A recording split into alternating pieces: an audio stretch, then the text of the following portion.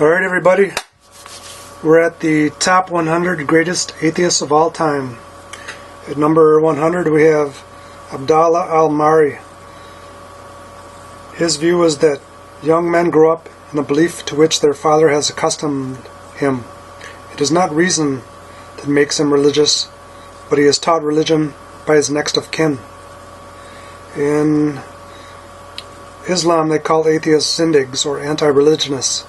And in the 14th century, Almari, along with Randi and Abu Hayyan, were ranked as the three greatest zindigs of history, although Abu Hayyan was ranked as number one.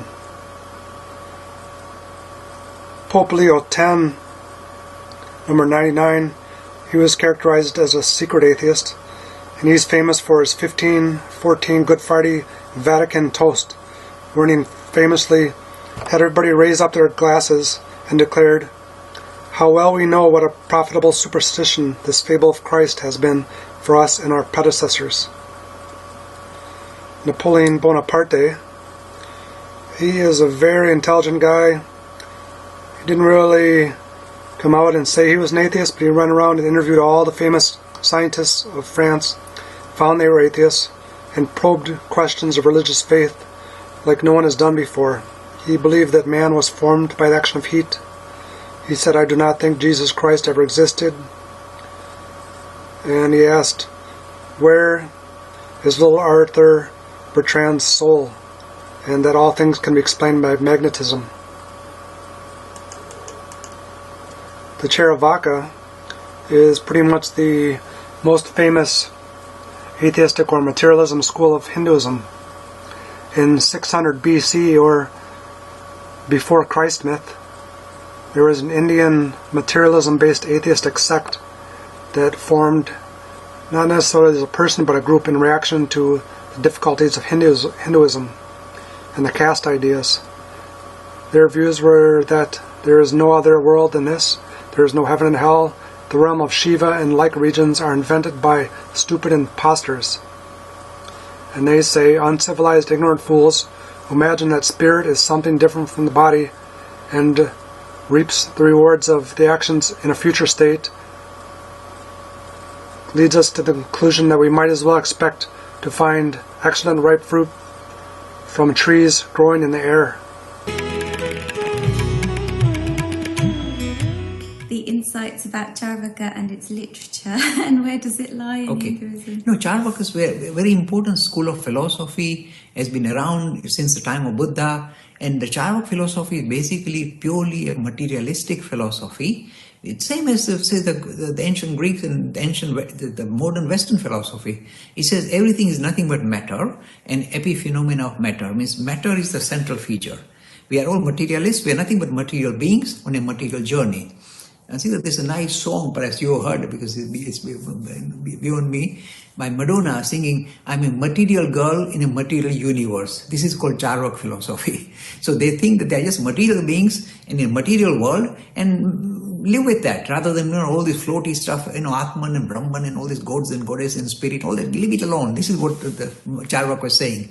But the only problem with Charvak was this: ethically and morally they were really corrupt, because they said the following. They said, eat, drink, take maximum pleasure. This is called hedonism. Just to run after pleasure, nothing else. In life, there's nothing more important than pleasure. There's one modern guru in India also who did the same. Just eat, drink, make merry, copulate, do what you like. All these ethics, moralities is all by the way. Just enjoy now, fully, imbibe. So this is the Charvak philosophy. And the reason why it's very morally very corrupt is that he said, even if you go to steal to get more pleasure in life, steal, but don't get caught. Now when you hear stuff like that, you say, oh dear, this is what happened in the Charvak philosophy. This is why Adi Shankara had to roll up his sleeve and push out all this Charvak philosophy. And Steven Pinker, who was an atheist at age 16, he says, the Bible is a manual for rape, genocide, destruction of families. It has given us stonings, witch burnings, crusades, inquisitions, jihads, fatwas, suicide bombers, and mothers who drown their children in the river. He's written books such as Enlightenment Now, The Case for Reason, Science, and Humanism. And in 2018 he was ranked by Brains.org as a top 50 most brilliant atheists of all time. Do you personally think that scientific progress has, if you like, validated a secular or even atheistic view of reality as opposed to a religious one? Yes. It certainly, just in terms of literal factual beliefs like the age of the Earth, the origin of humans, the nature of life, the size of the universe, has undermined the factual claims of Scripture. It has also presented a picture of the laws of nature that allow no place for any kind of goal, purpose, teleology, or a concern with human affairs of the laws of the universe.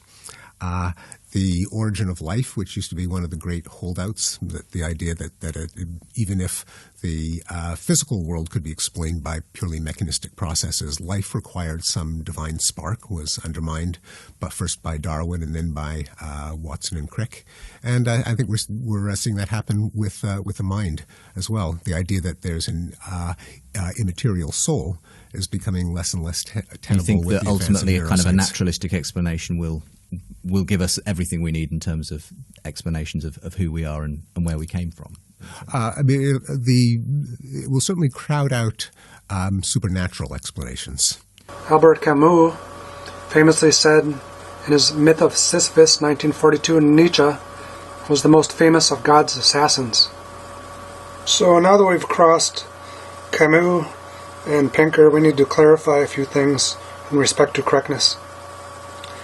The Albert Camus model from his 1942 absurdism philosophy says that according to him, the new atheistic view of the world is such that a person does their daily work by rolling a ball up a hill, at the end of which it rolls back down to start over again. At which point one realizes that everything is absurd. There's no point to existence, according to which one realizes that one must just imagine Sisyphus to be happy. Likewise, Pinker says, modern science has also presented a picture of the laws of nature which don't allow any place for any kind of goal, purpose, teleology, or concern with human affairs. Now, teleology that's correct. That's been thrown out the window. That's Aristotle's theory. And nature is not concerned with human affairs. That's true as well. But that the laws of the universe don't allow any place for any kind of goal or purpose is incorrect. Pinker is a psychologist. There's no such thing as the psychological laws of the universe. Camus is a literature philosopher. There's no such thing as a literature theory of the universe. Correctly, there is such a thing as the first and second law of thermodynamics of the universe. So we have what's called the Gates model to the left, where we see Bill Gates having the idea or vision to start a software company. Physical-chemically speaking, he and his partner here, Paul Allen, are the chemical reactants. And at the top here we have the 13-person activated complex, where Microsoft was formed during the transition state, going over the activation and energy barrier, and they fall down into the product stage of a $350 billion company, when they realize their goal or sense of purpose. So Pinker is incorrect, but this is a matter of terminology reform. H.P. Lovecraft, famous for his writings on monsters, novels regarding fiction. He's known for a number of his published 1930s philosophically discerning letters which he wrote to correspondents, when he gives ripe statements about existence, religion, science, atheism, and meaning. For example, who can say that men have souls while rocks have none? Today we know that the cosmos is simply a flux of purposeless rearrangement amidst which man is a wholly negligible accident or incident. Accidents and purpose here are a little bit incorrect, but he's a pretty sharp guy. Lucian was ranked or known in the 17th century as the greatest atheist of his age. In his Death of Peregrinus, he famously made notes about the newly formed sect of Christians. He says that their first lawgiver persuaded them that they are all brothers that moment, and they transgress and deny the Greek gods and began worshipping a crucified sophist and living by his laws. They scorned all possessions without distinction. And he said that a cunning person who knows how to take advantage of a situation comes along or among them, and he can make himself rich in a short time while laughing at these foolish people. Jean Messler is basically the guy that started French atheism. He's classified as extreme atheist. He was an abbé or priest in his town and a closet atheist. And at the time of his cessation, he left 4 handwritten copies of something he called the Testament underneath his bed. And when these were found, they began being reprinted, and as Voltaire says, they became the singular most phenomenon ever seen among all meteors fatal to the Christian religion. Jean Meslier, 1678 to 1733.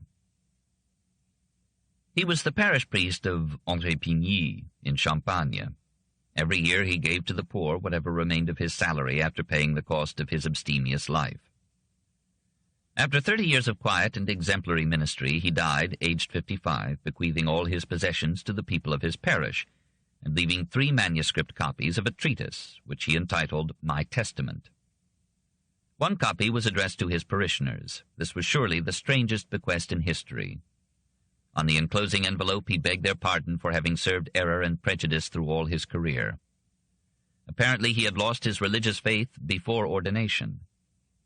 If I embraced a profession so directly opposed to my sentiments, it was not through cupidity. I obeyed my parents. Voltaire published parts of the Testament in 1762.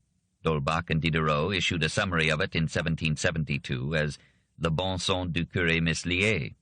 The full text was not printed till 1861-64. It is now long since out of print and rarely accessible.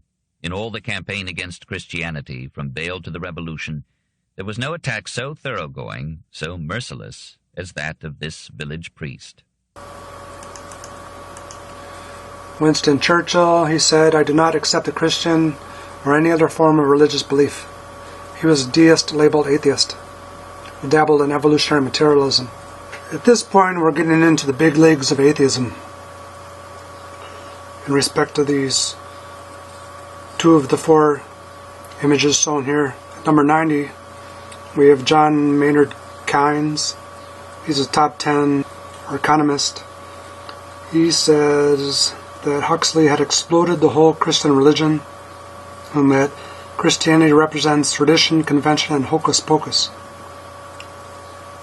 Andrew Carnegie, number 88, he says, I don't believe in God. My God is patriotism. Teach a man to be a good citizen, and you have solved the problem of life. He rejected all creeds. He's a funny guy in that he donated organs to many churches. And when asked why, as an atheist, he donated organs to churches, he says that he hoped that the music would distract the audience from the rest of the service. Now, 87 and 89 are big atheists in ranking history. The ranking shown here, there's only been 2,000 votes, so this is a little bit off, is what they realistically rank. But as we saw previously, Camus said that Nietzsche was the greatest of the assassins of God. So the question is, who trains the assassins of gods? Well, that would be Schopenhauer. He was the first admitted and inexorable atheist among Germans, as Nietzsche said in 1882. Schopenhauer famously said, "You've no notion how stupid most people are," in his dialogue on religion. Now, who trained Schopenhauer? That would be Goethe. At the age of 19, Goethe became a frequent visitor to the home of the young Schopenhauer. And Goethe's physical-chemical atheism was what was absorbed into the mind of Schopenhauer, which means that people are chemicals, they react on the surface, and our passions and our moralities, or our systems of morality, are defined or formed by the laws of physical chemistry. And there's no God involved in any of this. Goethe famously said, "I am not anti-Christian nor un-Christian, but decidedly non-Christian." And he was famously kicked out of law school because he said that Christian-based views on legally enforced morality, for example, if a woman gets an abortion, were nonsense, or illogical, or baseless.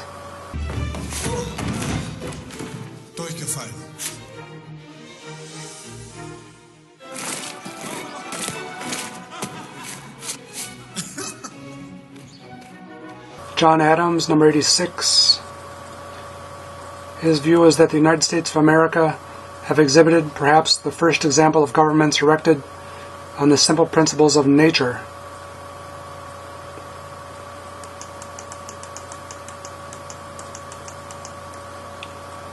Harmon Navabi, he's the founder of the Facebook page Atheist Republic, which had about 2 million followers in 2018. At the age of 12, he attempted suicide by jumping off the roof of his middle school. But it didn't work. He fractured his back, broke both his legs, one hand, and was in a wheelchair for 7 months. After that, he realized his passion, which was to dissolve religion and promote atheism, particularly in the Islamic world. This book is meant to provide to-the-point and easy-to-understand counter-arguments to many of the popular arguments made for the existence of God. Each chapter presents a short and simple explanation of the argument, followed by a response illustrating the problems and fallacies inherent in that claim. The tools offered in this book should offer you a solid foundation for building your own inquiry about the concept of God. Virginia Woolf, she's a famous novelist. She made a number of her protagonists atheists. Victor Hugo, religion is nothing but a shadow cast by the universe on human intellect. Stephen Fry, he's famous as being one of the last persons in Ireland to be arrested on the charge or tried for the crime of atheism under Ireland's blasphemy laws.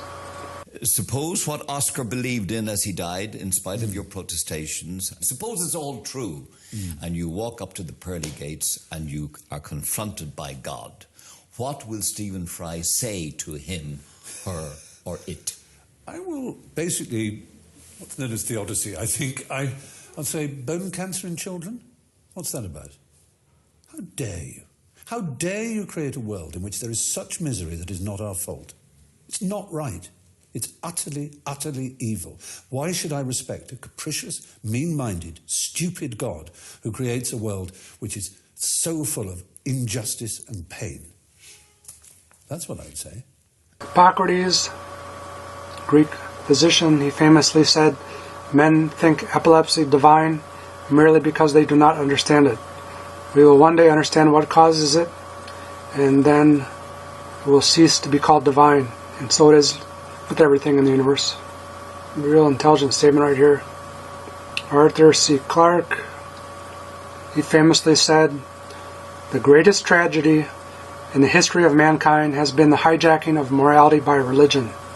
Aldous Huxley, one of the famous Huxley atheists, says, "You never see animals going through the absurd and often horrible fooleries of magic and religion." William Shakespeare stated that he was free from the reigning superstition of his time, and that his statement from Macbeth, that we are lighted fools whose yesterdays go out like brief candles, is seen as an early form of existentialism.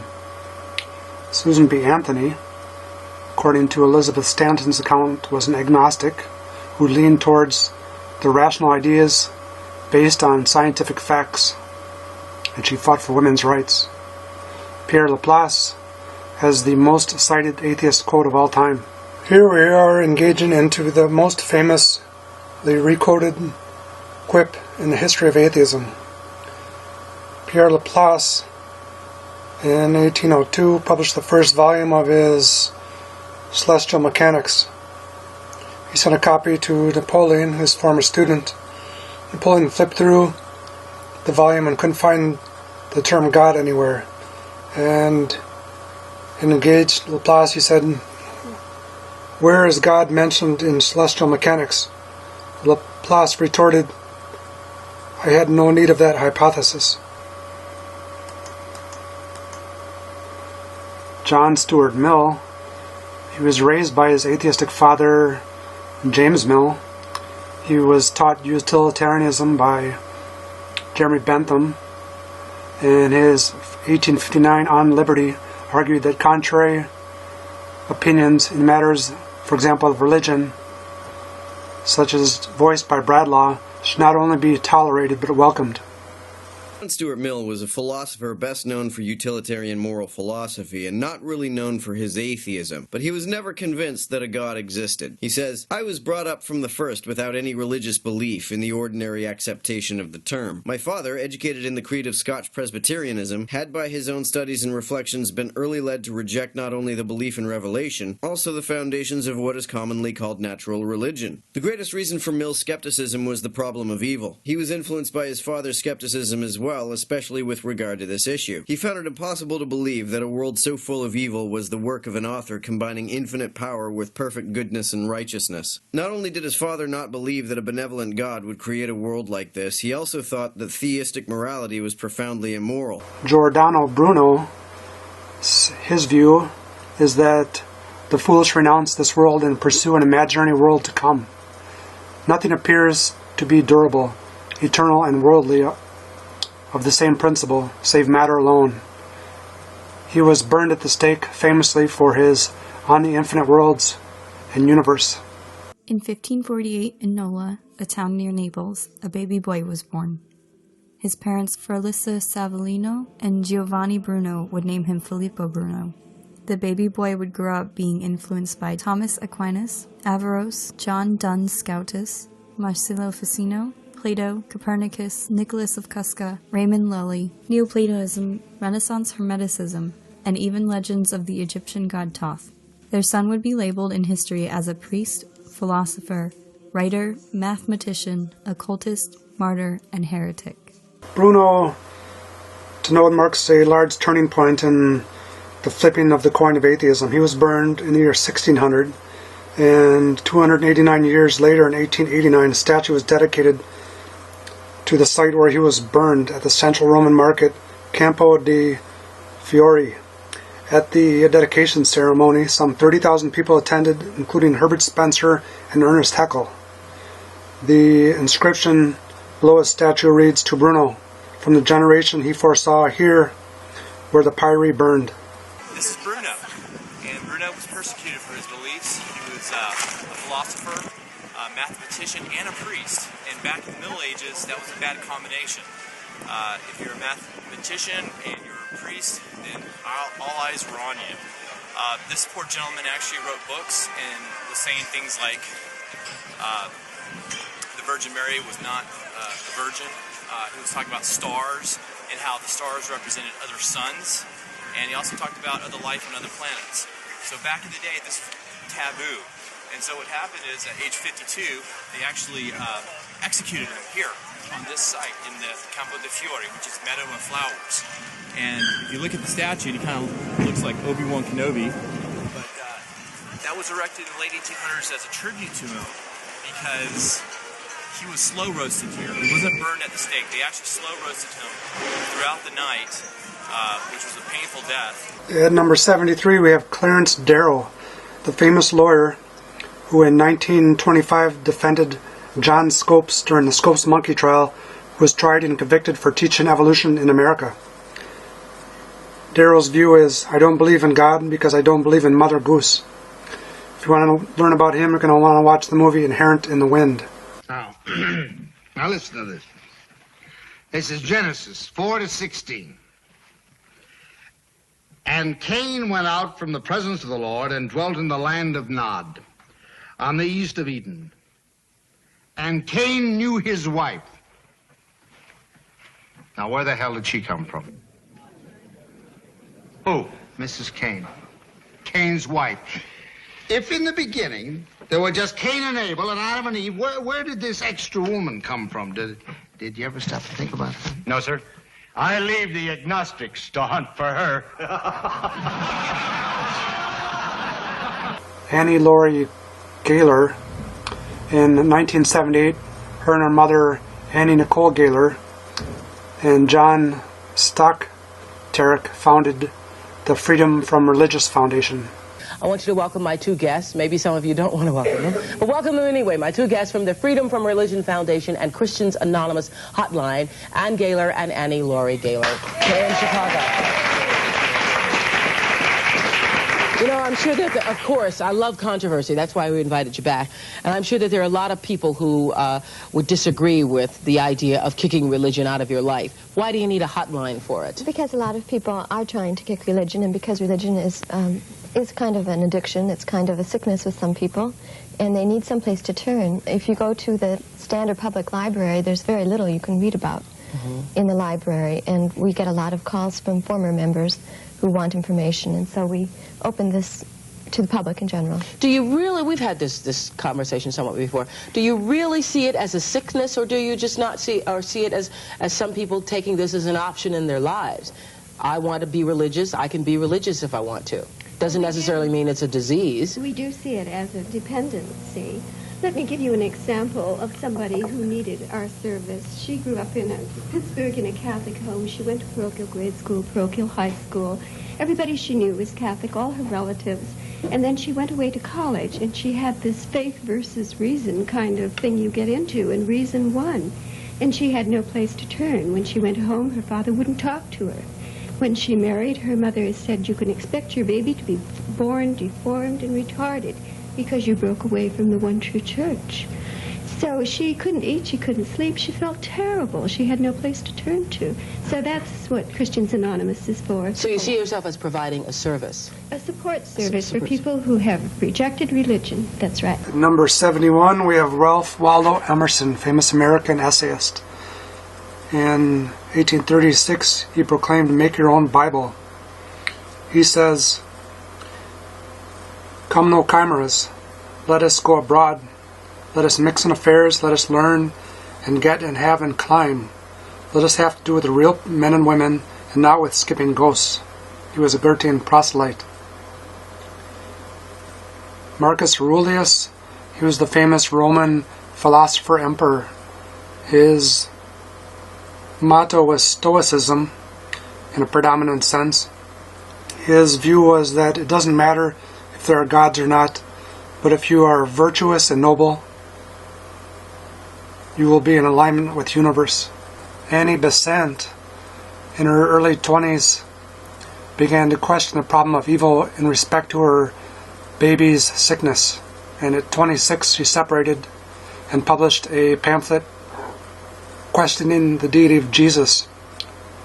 She then fell in love with Charles Bradlaugh, the famous person who got the idea of swearing to God in Parliament debarred.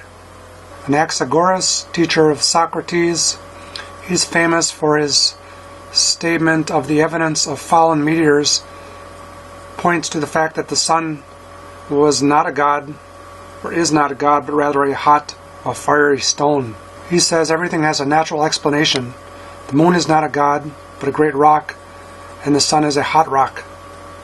James Watson, co-discoverer of DNA, his view is that the biggest advantage to believing in God is that you don't have to believe in anything. No physics, no biology. He says, I wanted to understand. He says, I have no religious component, and moreover, I don't want to speak for others, but I don't have a single colleague who is religious. Thomas Huxley, he's the person who coined the term agnostic, which means I'm undecided about gnosis, which means knowing whether or not there is a God. In 1860, he had a famous debate with Bishop Samuel Wilberforce. There's basically no transcript of this debate available, but within the debate he said, "I would rather have a miserable ape for my grandfather than a man highly endowed by nature and possessed by great means of influence, and yet who employs those faculties and that influence for the mere purpose of introducing ridicule into grave scientific discussions." I wonder, Mr. Huxley, is it through your grandfather or your grandmother that you claim descent from an ape?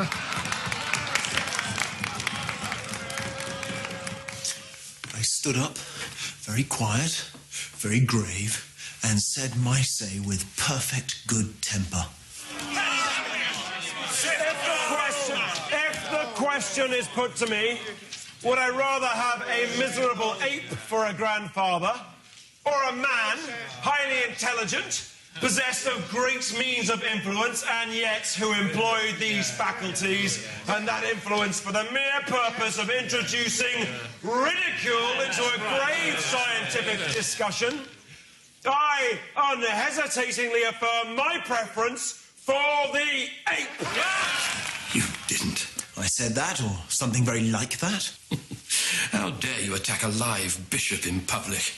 Margaret Sanger, she's the founder of Planned Parenthood and an activist of birth control. Her motto is "No gods, no masters." John Locke, he's the top 60 disbeliever history according to Haught. His view is, from his 1690 concerning human understanding, that religion, which should most distinguish us from beasts, and ought most peculiarly to elevate us as rational creatures above brutes, is that wherein men often appear most irrational and more senseless than beasts themselves. Steven Weinberg is the guy who unified the electromagnetic force with a weak nuclear force. His view is that one of the great historical contributions of science is to weaken the hold of religion, and I think that's a good thing. So Weinberg is presently ranked the 63rd greatest atheist of all time. Now he's basically a sharp guy, and he's the top 100 atheists probably of all time. And in 1967 he won, or figured out how to unify the weak nuclear force with the electromagnetic force, and after that point his name pretty much preceded himself. So 10 years later he wrote the first 3 minutes, and at the end of it he penned a sentence while he was flying over Texas where he said, "The more the universe seems comprehensible, the more it also seems pointless." So at that point forward he became the representative of atheistic physics, in that the universe is pointless and that human existence is pointless. 15 years later he was still haunted by this sentence, and in his dreams of final theory not necessarily recanted his statement, but tried to amend things. So the correct point of view is that to be a modern atheist you can not only just learn physics, you also have to learn physics and chemistry, and together physics and chemistry show points. Here we see Harold Bloom, an atheist. He has points of minimum free energy in his chemical plenipotentation model of evolution. Mirza Beg, he's a theist, but he still has points. Cities Iraq from a minimum state of free energy transform into a lower state of free energy, the bottom well of the free energy corresponding to a point of free energy. And Adrian Delange, he's another one who shows a point fullness model of existence, whereas two species A and B react, going over activation energy barriers, and unite at a point in the future of lowered chemical potential. So in this model there is points to existence, whereas Weinberg is incorrect in that there are no points to existence, being ironic that the person who says the universe is pointless has a point on his cover, specifically the point of the Big Bang. Stanley Kubrick, his view is the whole idea of God is absurd. Baron de Holbach, 1770, published The System of Nature, aptly characterized as the most exhaustive discussion of atheism from a scientific, philosophical, moral, and political perspective ever written. T.S. Jossi, 2014. So basically, now that we've reached the point of Baron de Holbach, we're going to get to the fact that the video we're watching here is ordered according to my online listing, which I uploaded to ranker.com, and then I submitted to Reddit, and I had about 150 people re-rank it, and then I had another 50 votes from online votes, and wherein Holbach becomes number 60 something. Correctly, Holbach is the number one greatest atheist of all time, presently. If you read his 1770 The System of Nature, your mind will be blown away, realistically speaking. He says every man who reasons becomes an unbeliever. Nietzsche said famously, God is dead. Epocrates is the originator or the transmitter of Greek atomic theory. Hi, it's Gabe. So it's been a little while since I've made a blog or any comments, but today I wanted to do a book review because I did a lot of searching and I was surprised how YouTube has everything, but I did not find any videos on these books, and these are books that I'd really like to share. I'm an atheist, clear and simple. I don't consider myself agnostic, spiritual, anything like that. I'm an atheist. I believe there is no God, no gods, no spirits, no soul, no afterlife. I believe that we are just, it's all science, physics, biology, cut and dry.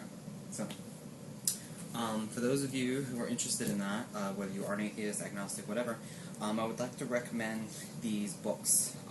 First, The System of Nature by Baron de Holbach.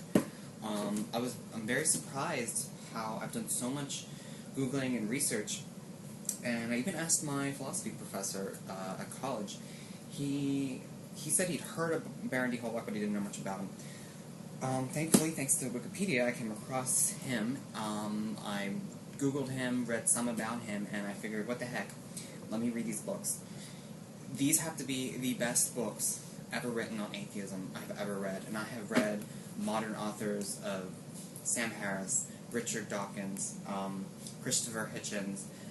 I've read some of the works of Thomas Paine from the American Enlightenment. He was one of our founding fathers, and other philosophers through the 1800s, the 1900s, and modern day.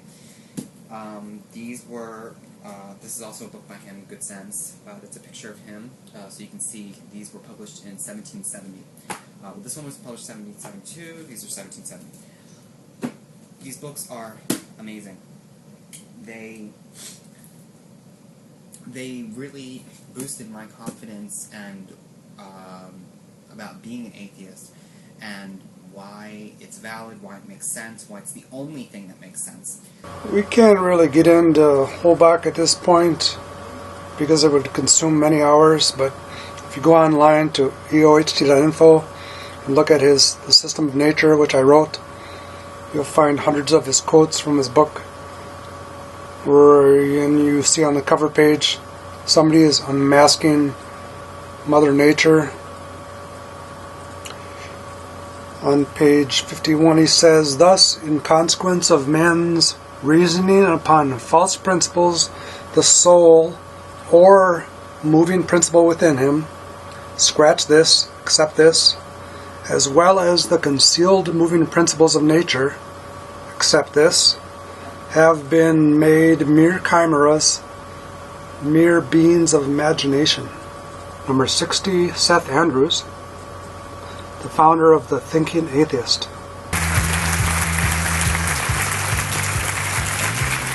I'm occasionally asked what the biggest gripe is, my biggest beef is, with my former faith. I was raised in a fundamentalist Christian home. I was a student leader, a spokesperson for Youth for Christ. I was a broadcaster for a successful Christian radio station in Tulsa, Oklahoma for 12 years. I was a true blue believer in Jesus Christ and really wasn't given a choice to be anything else, and now I am an atheist. And people will say, well, what's your biggest beef with Christianity? And I usually give my standard response, starting with the Bible, otherwise known as the Goat Herder's Guide to the Universe.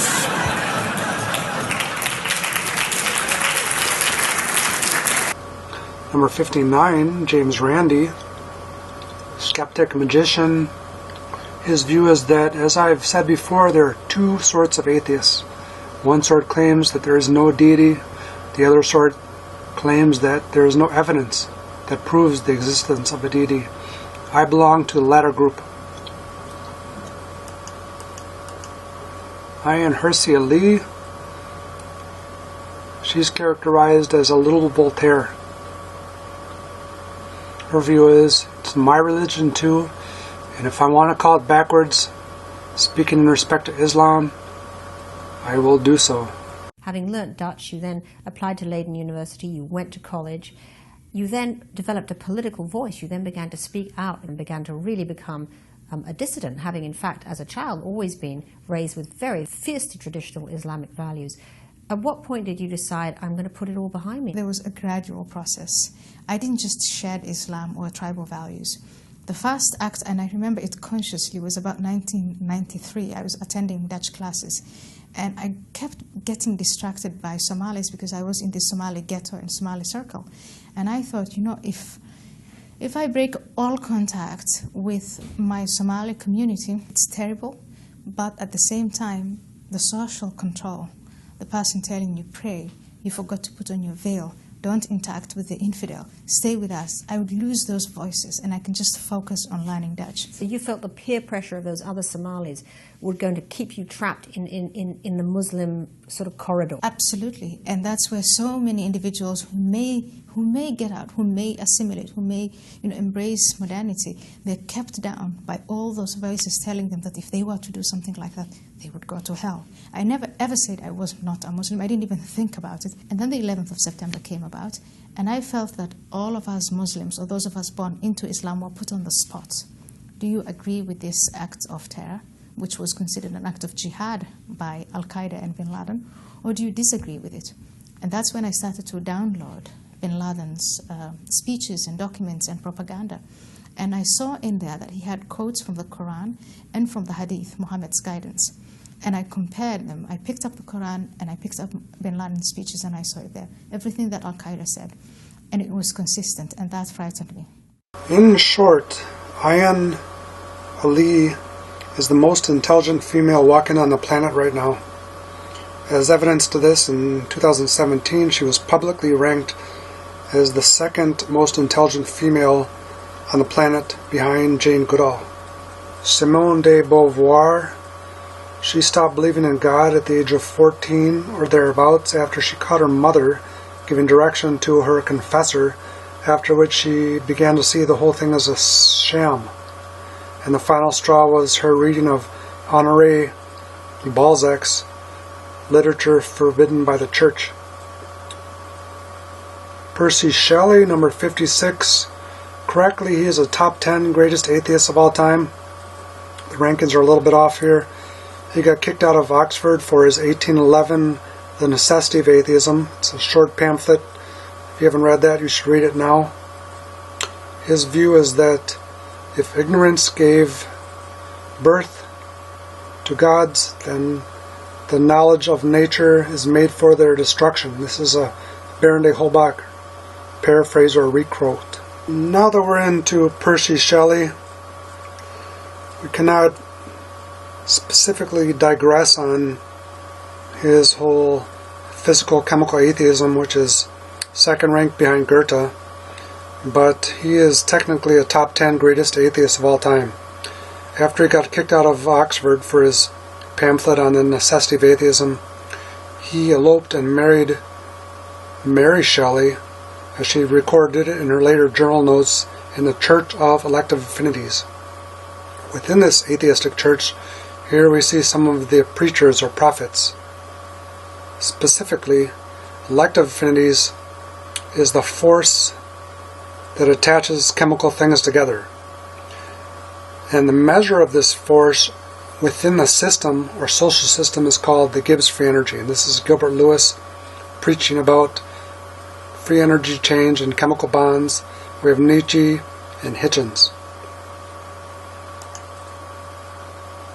So in 1816, specifically, he married Mary Shelley in the Church of Elective Affinities, a religion based on the chemical principles of elective affinities. And here's their church. It's an atomic theory-based church. They were married according to naturalistic religion. Isabel, who is that? Oh, that's Shelley. I'm Percy Bysshe Shelley. I'm Mary Wollstonecraft Godwin.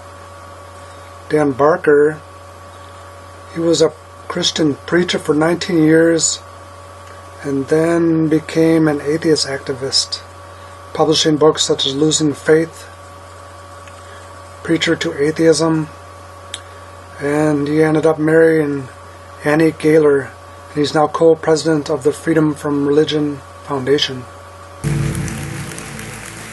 I used to believe in God, like our very articulate and eloquent speaker before us. I used to believe firmly in God. I was an ordained minister. I preached the gospel for 19 years. I felt this presence in my mind as I prayed.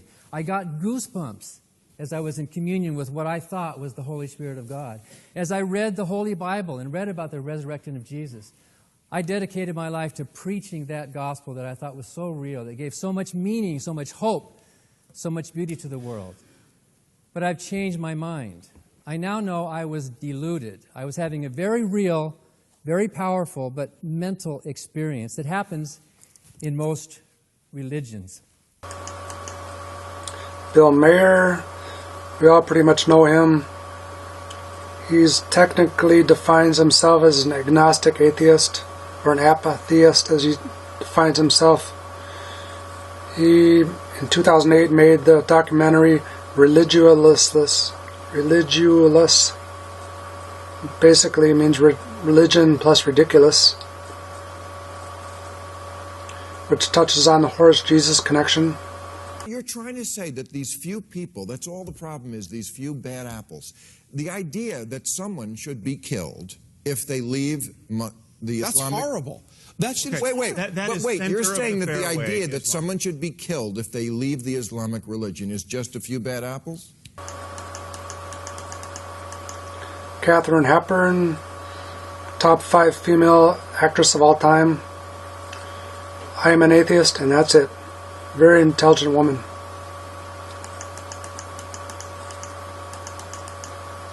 Paul Dirac.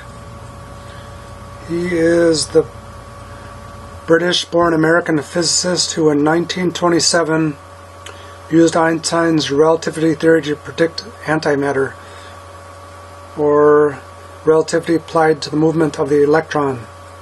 He became famous in atheistic circles for being the first person to speak out about Einstein's use of God talk. For example, Einstein used to say God does not play dice.